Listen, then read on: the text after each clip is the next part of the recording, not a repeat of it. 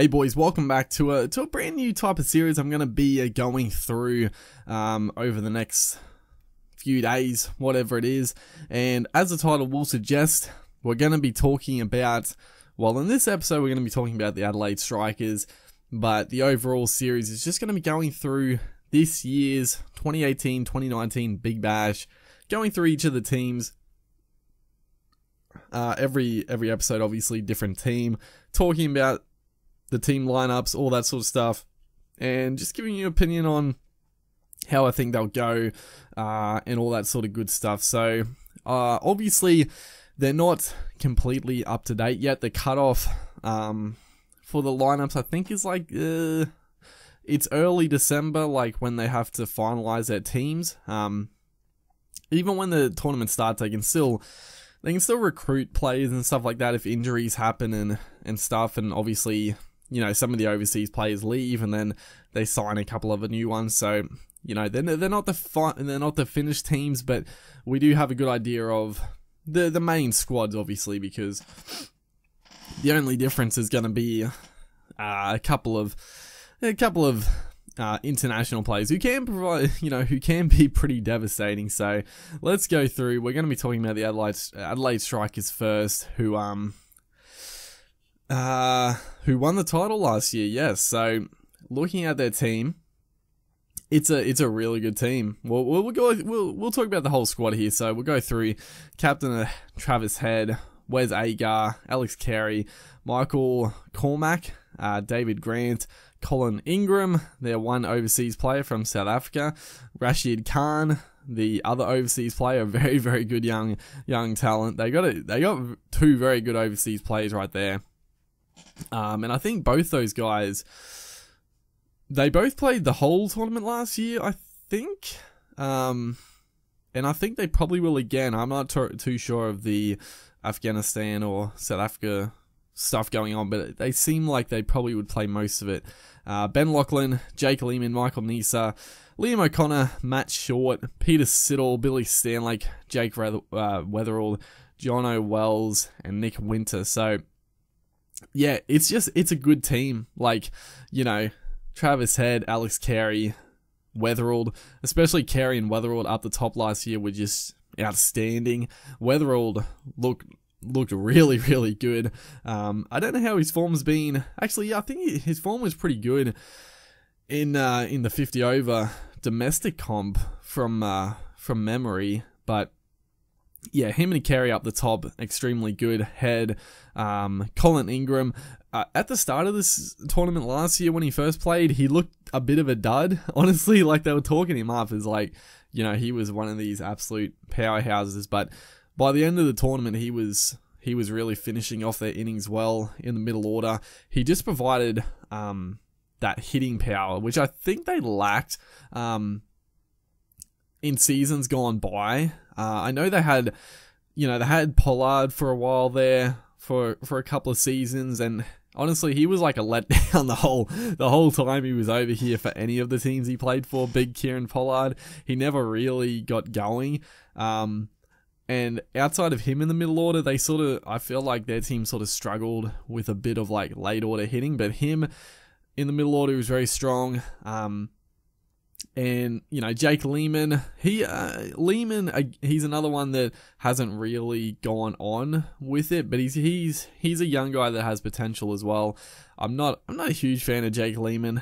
He's never really done too much, but he does have the potential. And also another good all-rounder, actually, Michael Nisa, the Queenslander, who's actually been in good touch in the first-class cricket as well with the bat. Decent bowler. He is a bowler that he's that pace and that sort of length that does cop some punishment. He would be one of these guys that probably go at like 9, 10 and over. Just his type of bowling. He does pick up a few wickets here and there, but he is a bowler that does get hit around. But again, he provides some good hitting down the order. And then the main bowlers, Siddle, although I've never been a fan of Siddle. He was actually really good in the Big Bash last year. I thought he would get hit around a lot, but he actually kept it pretty tight, which I was surprised about. I feel like he's a guy that they would go after this year, but you know, who knows. Ben Lachlan has always been good. Billy Stanlake, obviously one of the standouts. He's just quick. He's just tough to handle, especially with the new ball. He can definitely go for some runs early, just with the pace. You know, anything that gets out of the middle is going to go with the pace, but he picks up those early wickets. He's got a good York, he's got a good bouncer, he's very tough to handle. Also, Jono Wells in the middle order. You know, he had some pretty decent cameos last year, and he's a good batter of spin, which you do need. So they got an all-round good team. And then the main guy, Rashid Khan, was outstanding. I mean, he's a spinner. Spinner's always tough to handle in the T20 format. It doesn't matter where it is. It's just batters. It's tougher to get away, especially a good spinner, especially a good leg spinner who's got variation. And sort of the toughest thing about Rashid Khan is obviously he's on a massive turner with the traditional leggy. He does, depending on the pitch, he can get a bit of spin, but it's mainly his wrong in is so tough to pick because his action is so quick. So it's always a bit of a gamble. And the other reason is that he's got a very, well, like I just said, he's got a quick action, he's got a quick delivery. So it's just hard to either advance to get to the pitch of it, and it's just hard to get away because it's not a speed that is quick enough to use the pace with the spin, but it's not slow enough that you can really just you know, get down the track and just blast it. So Rashid Khan, he's probably the main draw there in the bowlers. You know, he's one of these guys that, you know, most teams would probably look at, you know, let's not lose 2 wickets against. Maybe just play him out, get 20 runs off his 4, you know. Lose no wickets and you might be happy with, but I don't know, who knows, maybe this year the batters might, you know, look to go after the spinners a bit more, because the spinners have ruled the Big Bash for a fair while now. So yeah, but overall, looking at the Strikers team, you know, it's hard to go past. You know, it's tough to pick if they're gonna go back to back, but it's a team that definitely could. They've just got a good balance of bowling, batting, and a few good all-rounders thrown in. Carey also very good keeper, which helps a lot. I'm not too sure of the young guys. Michael Cormack, not too sure of David Grant. David Grant, who did he play? I feel like he played for the Scorchers last year. But I can't actually remember. I'm sure I saw that name play for one of the teams a couple of times. But who else? We got Liam O'Connor. He's a left arm off spinner, I think. Just you know, one of these bowls just darts it in, tough to get away as well. Matt Short, young batter, and then Nick Winter. I think he's a bowler as well. So, I mean, most of that team is pretty star-studded. So, yeah, overall, it's a very good team. I'd be, you know, I would tip them to make the finals, and they are definitely one of the favourites to win the comp. So, there's the Strikers. What do you think? They've obviously got their 2 overseas players.